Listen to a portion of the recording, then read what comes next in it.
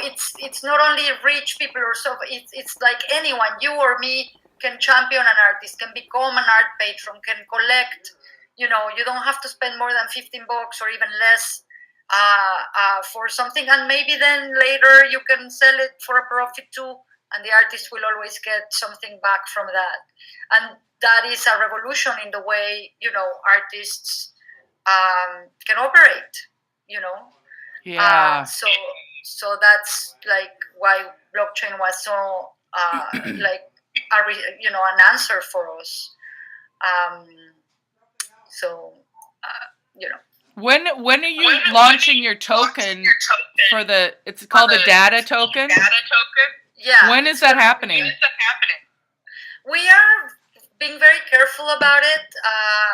We are doing like a private pre-sale, and we're looking maybe to announce it at the Ethereum Summit, which is happening in May, to announce it.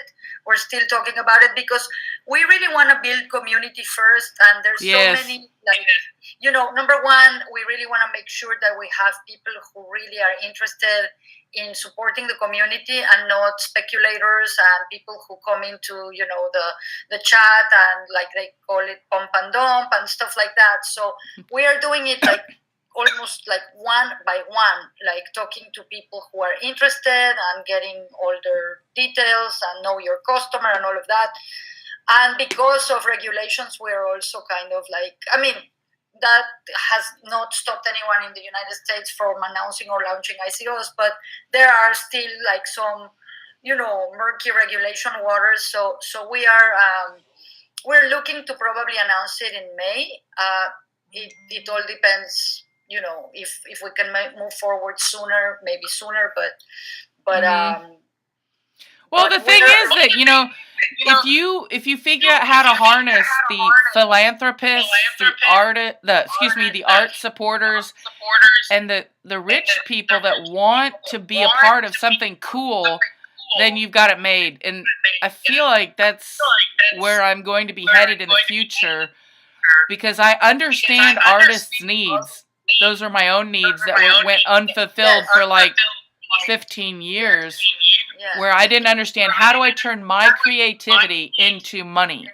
DADA started out actually as a way, before we became a drawing platform, it was kind of a portfolio site where Beatriz wanted to solve the problem of know your artist, meaning how can I know this artist is reliable, I can work with them, we are in tune in terms of like everything.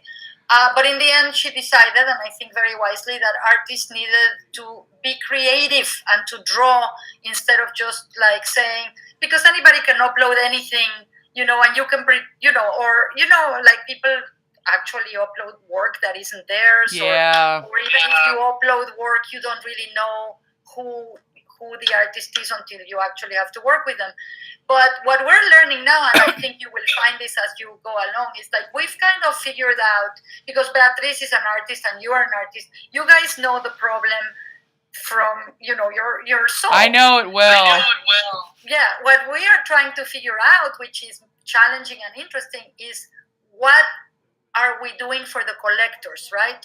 Who are the people, those rich people that you're mentioning, or those people who want to champion artists, or who want to buy art, or who want to be on this new thing, which is digital art? Because there's still so many barriers. People say, where am I going to hang it? And we're like, no, you're not going to hang it. You're not going to hang it. You're going to see it. It's digital. There may be beautiful ways to display it that are not necessarily going to be in your wall. And so there's a lot of still, adoption. Right now, it's all people who are, who can talk cryptocurrency, who understand crypto coins, who have some ETH sparing, like hopefully they made some Bitcoin money or something. But we need to figure out how this is going to become, or how to make it mainstream, so that people, can start. Like, for instance, talking to our artists, instructing our artists to download MetaMask, to give us their address. Jesus Christ! It's not easy. I know. And some of them are like, yes, I want to make money, and some of them are like, what? What?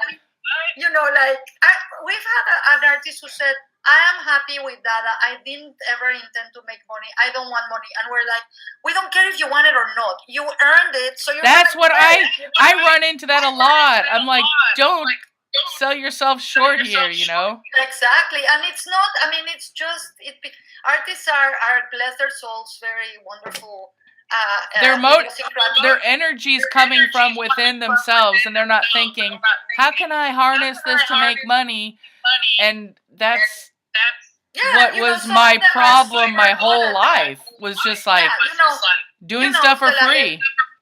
Some artists are really good at making themselves, really good self-promoters. They're really good at, and some have that extra talent which makes them successful on top of their talent.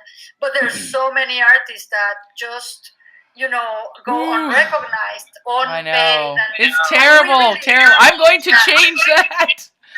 I'm going to change that. We're all, I think, on this boat together, and all the people who are working in this space in crypto art are trying to solve the same problem. And what is interesting is they're doing it in slightly different ways, right? Right. So I mean, I don't think that at this point it's competitive. I think that the more the merrier, because there's so many people in this world that need that kind of validation.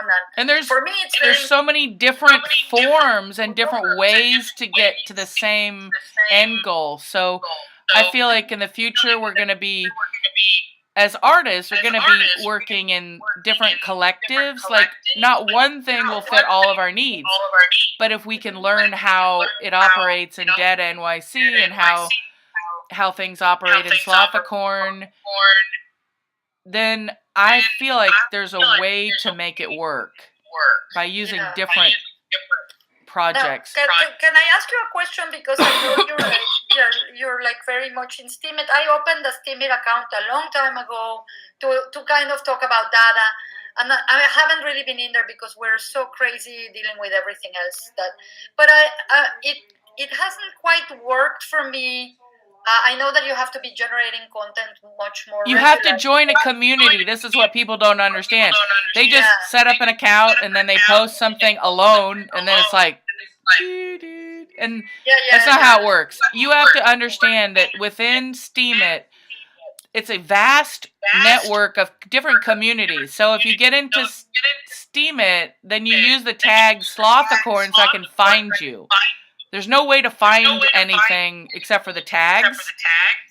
And so what I've been doing is telling people, just tag it with Slothicorn, because I'm checking it every day. And I collect every piece of information on what's going on with crypto games, crypto art, the intersection between technology, money, and art. This is a major area of research, focus, and education with all the artists that are coming in, because there's a huge amount of artists within the Steem world, but educating people on what projects are emerging is where I'm focusing in on. So I've already sent a lot of people to DADA.nyc because I knew about it. I could figure out what you guys were doing.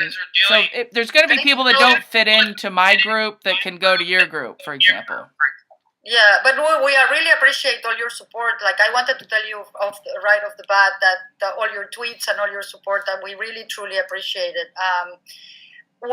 So when you say join the community in Steemit, is by tagging people, not tagging... No, tagging my group, which is Slothicorn.